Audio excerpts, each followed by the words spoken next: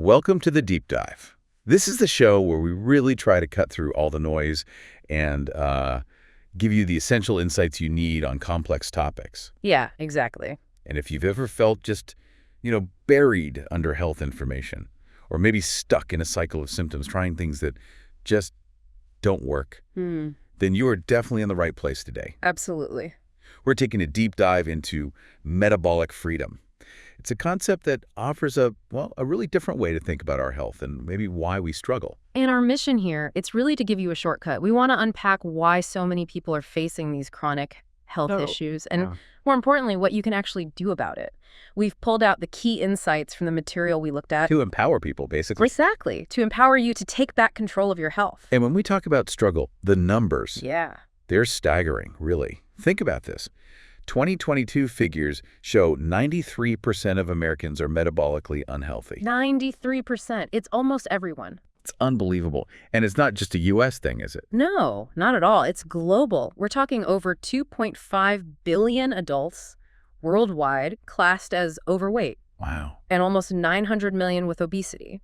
And the projections, well, they're scary. What are they saying? By 2035, over half the global population, that's like 4 billion people, could be overweight or obese. 4 billion. That's a huge challenge. It's immense. And the ripple effects, they're huge, not just for individuals' health. Right, but for economies, too. Yeah, the global economy, this whole metabolic crisis, it's projected to cost something like $4.32 trillion annually. Trillion, yeah. By 2035, that's almost 3% of the entire world's GDP. It's hard to even wrap your head around. It is. And beyond the money, we're seeing this unprecedented rise in chronic conditions, cancer, diabetes, autoimmunity, heart disease, Alzheimer's. All connected back to metabolic health. Deeply intertwined, yeah. It's so worrying that here in the U.S., life expectancy has actually been going down since 2014. Yeah, falling behind other wealthy nations. And that Mayo Clinic study from 2016, only 2.7% of Americans meet the basic criteria for a healthy lifestyle. Less than 3%. It's wild. What were those criteria again? Non-smoking, getting enough exercise, eating a healthy diet, and having a healthy body fat percentage. Just the basics, really. Pretty much. And less than 3% tick all those boxes. And this is happening alongside what the source calls our sick care system. Right. Sick care, not health care. We spend, over $4.6 trillion a year in the U.S. on this system? Trillions again. Yeah. But it mostly focuses on managing symptoms, right? Not getting to the root causes. Like with obesity and diabetes. Exactly. The costs keep spiraling, treatments manage it, but they rarely reverse it. So how did we get here? Why is this happening? To understand, the Force uses a personal story that honestly sounds like it could be anyone's. It really does. The author shares that by the time he was just 24, he was carrying 80 extra pounds, had knee pain, an autoimmune disease, prediabetes, depression, chronic fatigue. Wow, that's a lot for 24. It's a huge burden. And he talks about the frustration, going to doctors again and again. And being told everything's normal. Exactly. Blood work's normal, even though he felt terrible. The only answers were prescriptions. For the symptoms? Never addressing the why. Never the root cause. Yeah. And it led to real despair. He mentions even having suicidal thoughts. Gosh, that's truly rock bottom. It was. But it became a turning point. He mentions Dr. Wayne Dyer, that message about shifting from being a victim to taking responsibility. That's powerful. And this struggle, combined with seeing his own father's battle with type 2 diabetes, that really cemented his mission. His pain to purpose, he calls it. What happened with his father? Well, his dad followed all the conventional advice, 0-calorie sodas instead of sugary ones. The diet versions. Right, and those healthy whole grain cereals. Yeah. But these processed foods, they actually made his condition worse. Yeah. Led to a stroke and eventually his death. It was heartbreaking, and it fueled the author's drive to teach the deeper truths about metabolism. And that brings us to this core idea, the big aha moment. Which is? Being overweight isn't the problem. It's a symptom. Okay. A symptom of what? Of deeper issues, things happening down at the cellular level, especially involving hormones and cell inflammation. That's a really crucial distinction. It goes way back, actually. 1858, Dr. Rudolf Virchow. The father of cellular pathology. That's the one. He said all diseases are basically cellular disturbances. So to treat disease properly, You have to go to the cell level. you got it. If you only manage symptoms like, say, high blood sugar, but you don't fix the underlying insulin issues or the cell membrane inflammation, You're just chasing your tail. pretty much you're not getting to the root. So the cell is key, but where does its brain live? We always thought it was the DNA, right? In the nucleus. That was the dogma for decades. But Dr. Bruce Lipton, the cell biologist, he did these fascinating experiments. What did he find? He actually removed the DNA nucleus from cells, and they kept functioning for months sometimes. Without the DNA. Yeah. But if he removed the cell membrane, the cell died instantly. Wow, so the membrane is the real control center. That's what his work showed. The membrane holds the wisdom, controls what gets in and out. It's the gatekeeper. Okay, and that's critical because inflammation. Exactly. Yeah. When that cell membrane, the gatekeeper, gets chronically inflamed, it starts blocking things, essential things. Like what? Hormones, nutrients, even oxygen can't get in properly. And that's where the symptoms start. That's often the root. Chronic fatigue, brain fog, that stubborn weight gain, it's interference. Okay. And if that interference isn't addressed, it can escalate. Diabetes, heart disease, autoimmune conditions, even some cancers. So symptoms are like your body's check engine light. That's a great analogy. Yeah. If the light comes on in your car, you don't just put tape over it. No, you find out what's wrong. Exactly. But often, conventional medicine focuses on turning off the light, silencing the symptom. Instead of fixing the engine. Right. If you get indigestion after eating junk, the indigestion isn't the problem, it's a signal. A signal about the junk food. Yeah. Symptoms are a gift, really. They guide us, tell us something's out of balance. Okay. And talking about metabolism itself, it's not about speed. No, that's another common misconception. It's about efficiency. Efficiency. How so? A healthy, efficient metabolism is flexible. It can get energy from different sources, Right. like the food you just ate, sure, but also glycogen stores in your liver and muscles, glucose floating around, and, crucially, your stored body fat. But most people aren't doing that. The source says only about 7% of Americans have that metabolic flexibility. Only 7%. Yeah. Meaning most people are kind of stuck burning primarily glucose, like they're handcuffed to sugar for fuel. That's not efficient. Not at all. Now, something you mentioned earlier, hormesis. That sounds interesting. It really is. Hormesis is this idea that small, short-term stressors actually make your cells stronger. How does that work? Like exercise? Exactly like exercise. That soreness you feel after a good workout, that's acute inflammation, but it's beneficial. It signals your muscles to repair and get stronger. So hormesis is good stress. In the right dose, yes. Fasting is another example. These things force your cells to adapt, become more resilient. They raise your hormetic ceiling so you can handle more everyday stress. Okay. And related to cell health, there are these two pathways, autophagy and MTR. Right. They're in a constant dance. Autophagy literally means self-eating. Sounds a bit grim. Ha! Well, it's your body's amazing cleanup crew. Triggered by things like fasting, it breaks down and recycles damaged or old cell parts, takes out the cellular trash. Okay, that's vital. And MTR. MTR is more about growth and repair. It gets activated by nutrients, especially protein and carbs. So one cleans up, one builds up. You got it. And the key, according to the source, is intelligently alternating between them. You need periods of cleanup and periods of building. That's crucial for vitality. Empowering all this cellular activity, the mitochondria.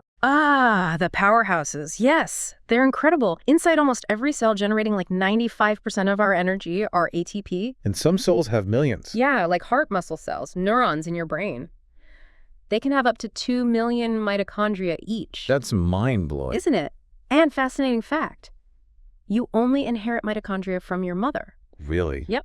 And they have their own DNA, separate from the nucleus, almost like these ancient bacteria living inside us. Wild. Mm-hmm. So they make energy, but what if things go wrong? What if the body's under too much stress? Good question. The body's top priority is always survival. So if your stress bucket from toxins, bad diet, poor sleep, whatever gets too full, Yeah. the mitochondria actually sense that danger, and they strategically reduce energy production to conserve resources. It's called the cell danger response, or CDR. A survival mode. Exactly, which is smart short term, but if that danger signal stays on constantly, that's when it can lead to chronic disease. And they remember this stretch. Yeah, there's this concept of metabolic memory. The cells in mitochondria kind of learn from past stresses, changing how they function to adapt. It's complex but fascinating. Okay, so understanding the cell is fundamental.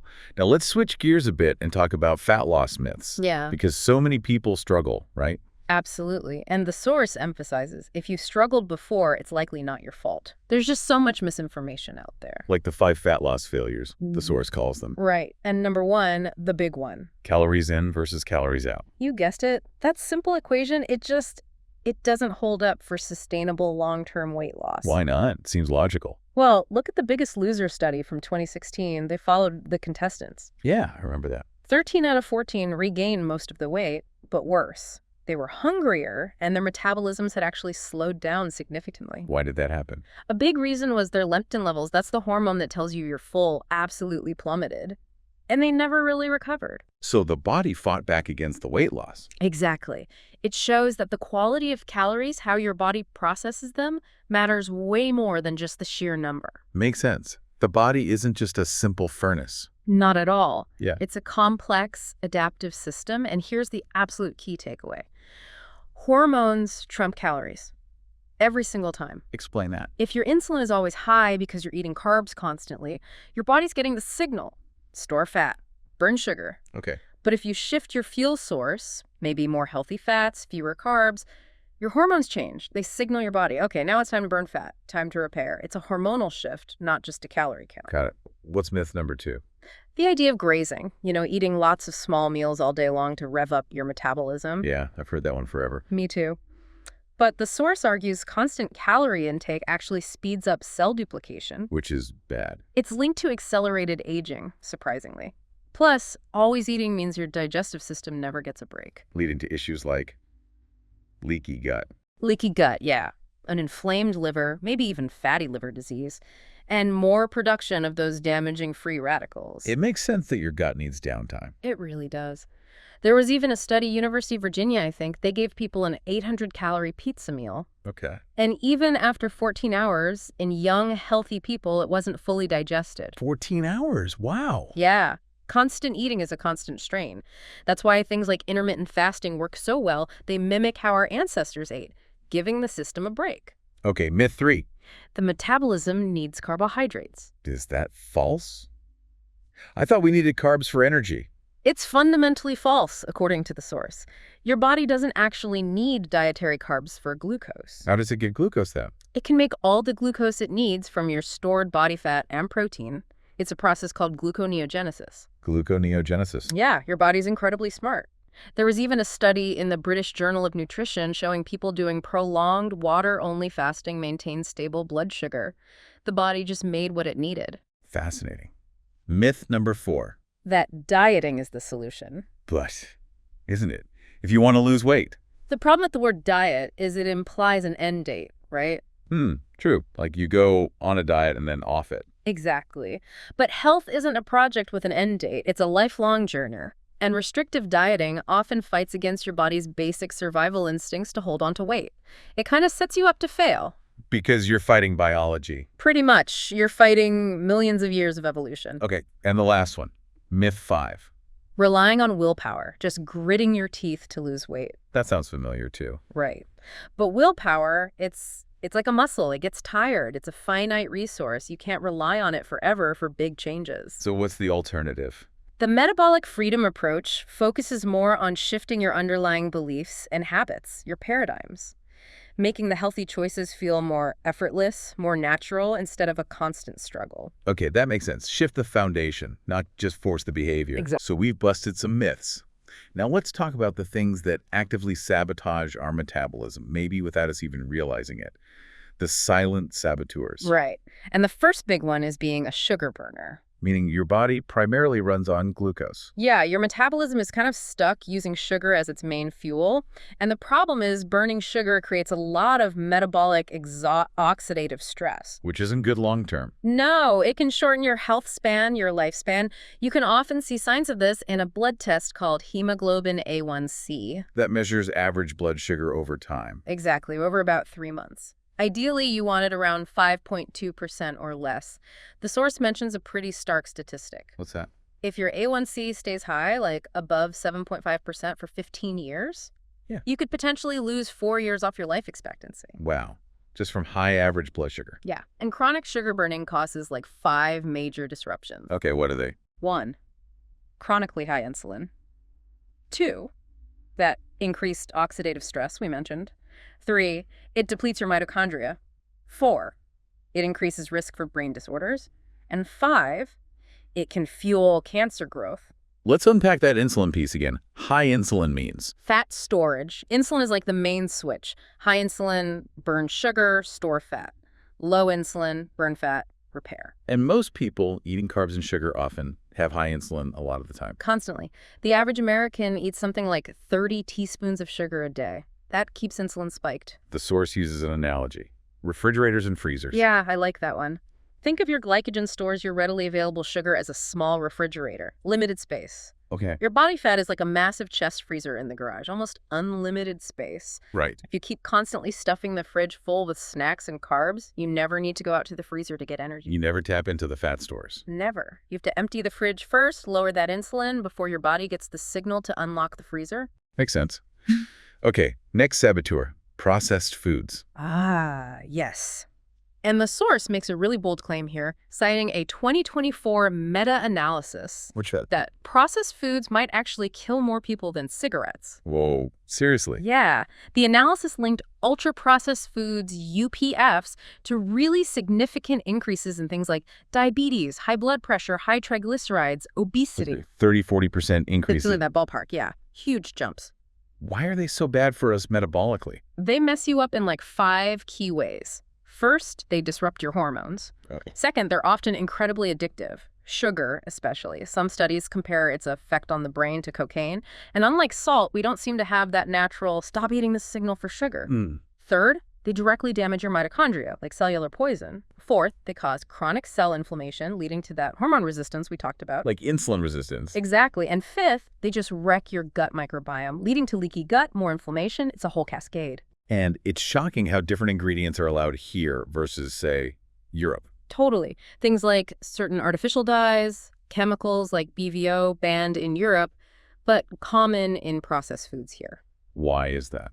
It often comes down to regulations. The U.S. uses a GRAS system generally recognized as safe. Meaning, if there isn't obvious proof of immediate harm, an ingredient can be considered safe, even without extensive long-term studies. It's a loophole, some would say. And this applies to things like coatings on produce, too, like appeal. Yeah, that's mentioned. It's a plant-based coating, but there are questions about potential contaminants or how it might affect nutrient absorption.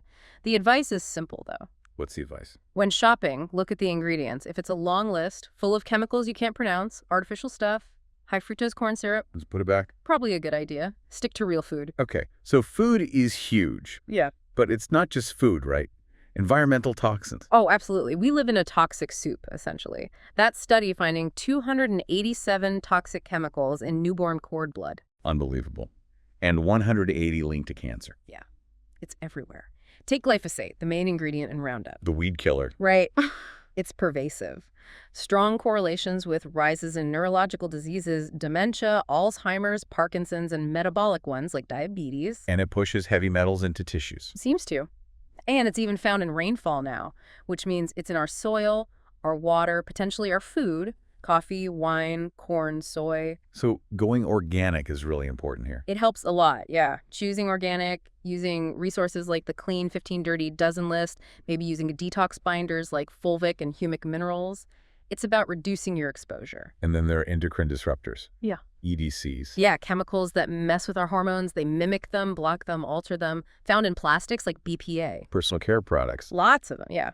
Pesticides, industrial chemicals, they're widespread. And obesogens. What are those? Obesogens are chemicals that specifically promote obesity. They're lipophilic, meaning they love fat. So they get stored in our fat cells. Exactly. And they can actually increase the number and size of fat cells, mess with your metabolism, disrupt hormones. It creates this vicious cycle. The more fat you have, the more toxins you store, which makes it harder to lose the fat. That sounds awful. And heavy metals, too. Yeah, things like lead, mercury, aluminum, arsenic. The source calls them super toxins. They cause massive inflammation and cellular damage. Okay, so toxins are a big piece. What else sabotages metabolism? Sleep. Hugely important and hugely overlooked, sleep deprivation is a public health crisis. What are the numbers? About 35% of U.S. adults get less than 7 hours a night consistently. And how does that impact metabolism specifically? 4 ways. Yeah, 4 key ways. 1, lack of sleep screws up your blood sugar and insulin. Stress hormones go up, hunger hormones get erratic. Okay. It actually slows down your overall metabolism, often linked to higher body fat. 3. Toxin buildup, especially in the brain. When you don't sleep enough, your brain's cleaning system, the glymphatic system, can't properly clear out waste products like beta amyloid. Which is linked to Alzheimer's. Exactly. And 4, it messes up your circadian rhythm, your internal body clock. That throws all sorts of metabolic processes out of whack. Dr. Matthew Walker talks a lot about that glymphatic system, right? He does, and why we threw in Dr. Sachin Panda's work on time-restricted eating really highlights the circadian rhythm connection. The mice study. Yeah. Mice eating the same junk food but only within an 8-10-hour window stayed lean and healthy. The ones eating round the clock got obese and sick. Same food, different timing. Timing is everything. It really matters. Okay, last saboteur. A sluggish liver. Bile production. Yeah, often overlooked but critical. Your liver does so much, including making bile, which is essential for digesting fats and detoxifying. And what makes it sluggish? Lots of things. Medications, toxins, processed foods, alcohol, even just storing too much excess sugar as glycogen or fat. And if bile production is off? Then you get digestive issues, maybe fatigue, and crucially, your ability to burn fat is impaired because you can't process fats properly. Harvard research even shows bile acids help regulate metabolism and reduce inflammation. So supporting your liver is key. How? One simple way mentioned is incorporating bitter foods. Think things like arugula, dandelion greens, maybe even coffee. Bitters stimulate bile flow. Interesting. Okay, so we've covered the problems, the saboteurs. Let's get to the good stuff. The solutions, the pathways to metabolic freedom. Yes. Let's talk solutions. And first up, fasting, an ancient tool that science is now really validating. Yeah, it used to be seen as extreme, right? Yeah. But that big review in the New England Journal of Medicine in 2019. That was huge. It reviewed tons of studies. It basically suggested intermittent fasting could be like a first-line treatment for major diseases. Diabetes, obesity, cancer, neurodegenerative, cardiovascular. All of them. Plus anti-aging benefits. It's powerful stuff. So what exactly does fasting do for us? Well, first, it gives your digestive system a much-needed rest. This reduces something called post-meal endotoxemia. Endotoxemia. Yeah, basically toxins from gut bacteria leaking into your bloodstream after eating, causing inflammation. Fasting reduces that, lets the gut heal and clean up. Makes sense. What else? Brain health. Fasting boosts BDNF, brain-derived neurotrophic factor. Think of it like fertilizer for your brain, strengthening connections. Cool. And metabolism. It makes it more efficient. Oh. Boosts brown fat, which burns calories for heat, helps protect lean muscle, and it positively changes your gut bacteria, increases good guys like Akkermansia. And blood pressure. There was a study at the True North Health Center. Water-only fasting normalized blood pressure in almost 90% of patients. Incredible. Okay, so fasting is powerful. What about food choices? Food as medicine. Absolutely critical. And a key thing to watch is your post-meal glucose response. How high does your blood sugar spike after eating, and how quickly does it come back down? Why is that so important? High, prolonged spikes inhibit nitric oxide, which constricts blood vessels, and it keeps your body locked in fat-storing mode. Efficiently clearing sugar means your metabolism can shift back to fat-burning faster. So the goal is less spike, faster recovery. Exactly. And the way to achieve that, real whole foods, the stuff around the edges of the grocery store, minimal ingredients. Not the frankenfoods in the middle aisles. Precisely. Avoid the stuff with ingredients you can't pronounce. Every bite you take is either fueling disease or promoting wellness. Choose wisely. And the idea of diet variation, changing things up. Yeah, that's from Dr. Pompa. Mimicking how our ancestors ate seasonally, different foods, different amounts. It keeps your metabolism flexible, prevents plateaus. Don't eat the same thing every single day. Good advice. Now, protein, amino acids. The source really emphasizes this. Hugely. Dr. Gabrielle Lyon talks about a muscle crisis. She argues being undermuscled is a root cause of many metabolic issues. Interesting perspective. And there's the protein leverage hypothesis, the idea that we often overeat processed low-protein junk because our bodies are desperately seeking the protein they need. So we keep eating carbs and fats trying to satisfy that protein need. Basically, yeah. Amino acids from quality protein are essential.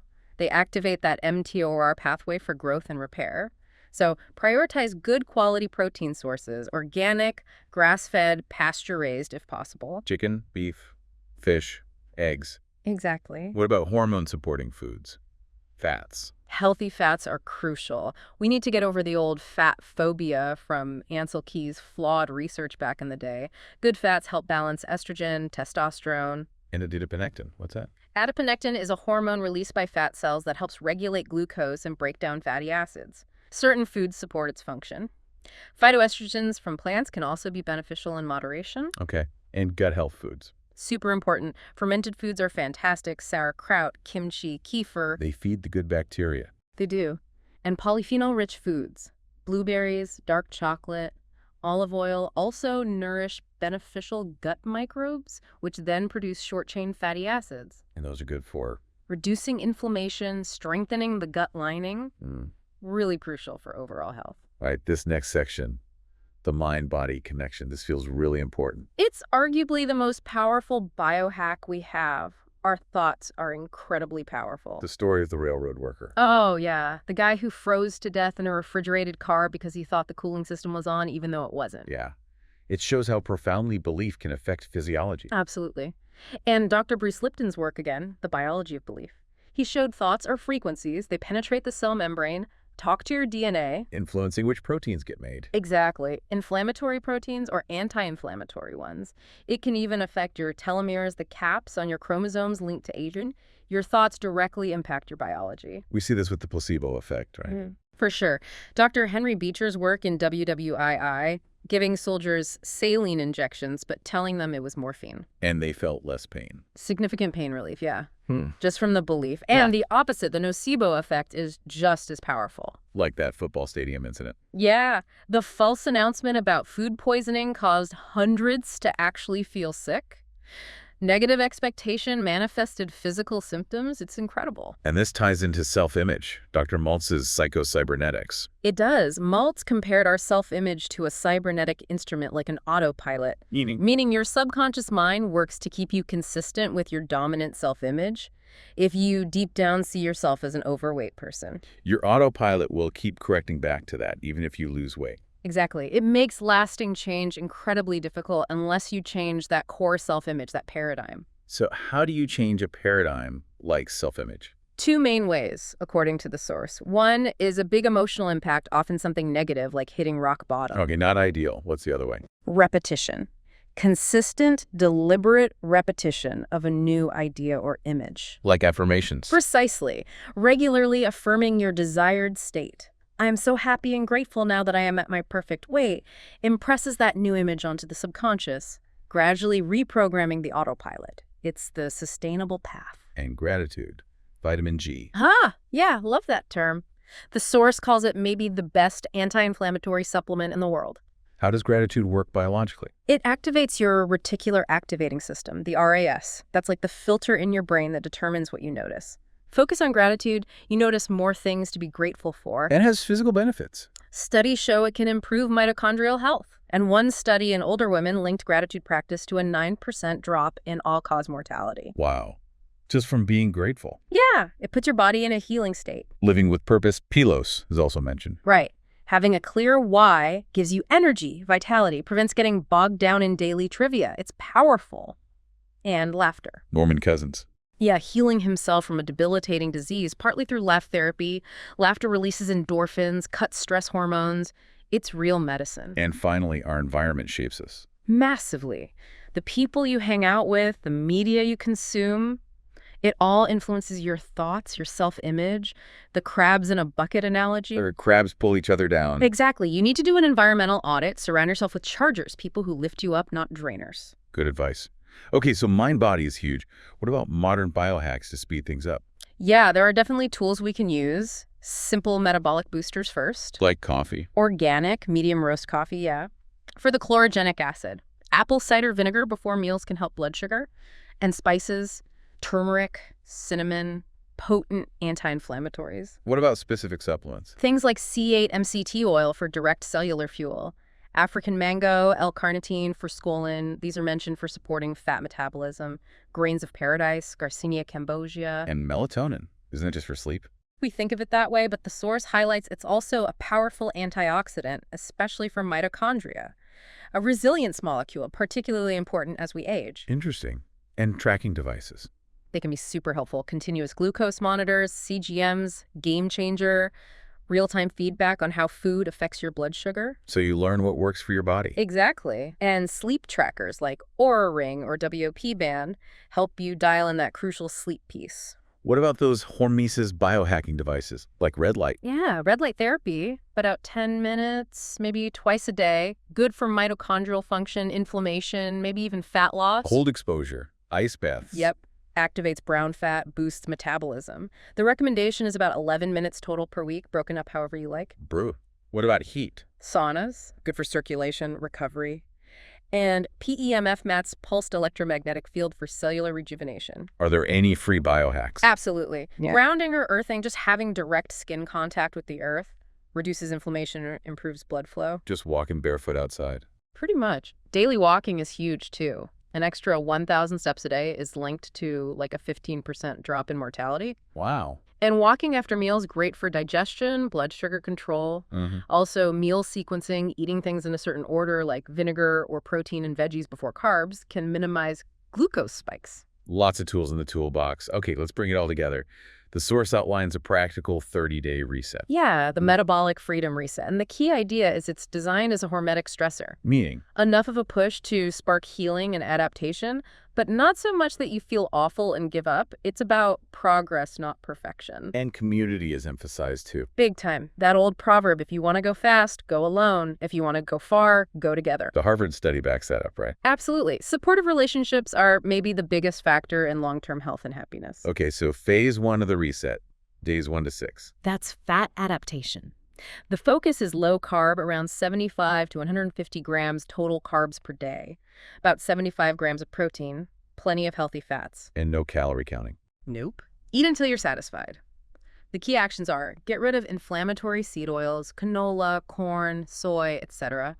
Replace them with healthy fats. Like olive oil, avocado oil, coconut oil. Exactly. Prioritize quality protein and low-carb veggies. Stay hydrated and use electrolytes. The keto cocktail is mentioned to avoid keto flu. And the mindset stuff. Crucial. Do that environmental audit, get trigger foods out of the house. Audit your relationships, more chargers, fewer drainers, and start that self-image repetition with affirmations. Plus, vitamin G gratitude practice, morning and evening. Okay, phase 2, days 7 to 13. This is the autophagy phase. Diet gets stricter keto under 50-gram total carbs. And you introduce intermittent fasting, a 186 schedule. 18 hours fasting, 6-hour eating window. Right. 2 keto meals within that 6-hour window. This extended fast is designed to really ramp up autophagy, that cellular cleanup process. Then phase 3, days 21 to 25. Metabolic fasting. You extend the fast further, 20 hours fasted with a 4-hour eating window. Still 2 high-protein keto meals in that window, pushing metabolic flexibility. And finally, the metabolic flex day. Yeah, on days 26 and 30. This is where you intentionally bring back some healthy carbs, starchy veggies, maybe some fruit. Why do that? To keep your metabolism adaptable. You eat 3 meals within a 12-hour window on these days. It prevents your body from getting too adapted to strict keto, keeps it flexible. Throughout this, tracking is important. Highly encouraged. Morning blood glucose aiming for 70-90 milli-GDL.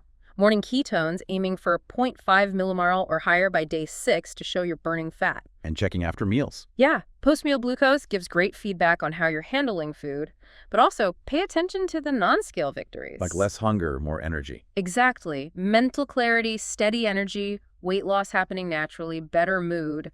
Those are huge indicators. What if people run into trouble? Stubborn blood sugar. Hacks include really dropping carbs, maybe under 20 gram total for a bit, double checking you've eliminated all the bad oils, hidden sugars, chemicals. Supporting the liver is key to bitter foods, maybe coffee enemas if appropriate. What about hunger during fasts? Remember, it comes in waves.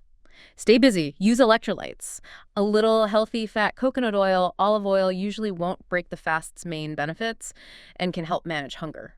Detox symptoms. Feeling lousy. Can happen. Electrolytes help. Epsom salt baths. Maybe binders like zeolite or activated charcoal to help mop up toxins being released. And the source provides recipes. Yeah. Example recipes for each phase, emphasizing high fat, high protein, things like ground beef and eggs, chicken sausage omelet wraps, zucchini fritters. makes it practical. Okay, great. So wrapping this up, it's been quite a journey. From understanding the metabolic mess to exploring these pathways to freedom. It really has. And the core message is hopeful, right? The human body wants to heal. It has this incredible innate intelligence. These insights are tools? Exactly. Tools to remove the interference that's blocking that innate healing power. It's about unleashing what's already there. So a final thought to leave people with. A provocative one. How about this? What if the biggest health revolution isn't about finding some new magic pill or the next fad diet? What if it's actually about consciously, deliberately removing the obstacles, the processed foods, the toxins, the chronic stress, the bad sleep, the negative mindset that are preventing your body from doing the miraculous things it was designed to do? What if the real fad diet is the one we've all been fed for decades, the one that tells you your body is broken, that you need constant external fixes? When maybe it's not broken at all. Maybe it's just waiting for you to remove the interference and unleash its own innate genius.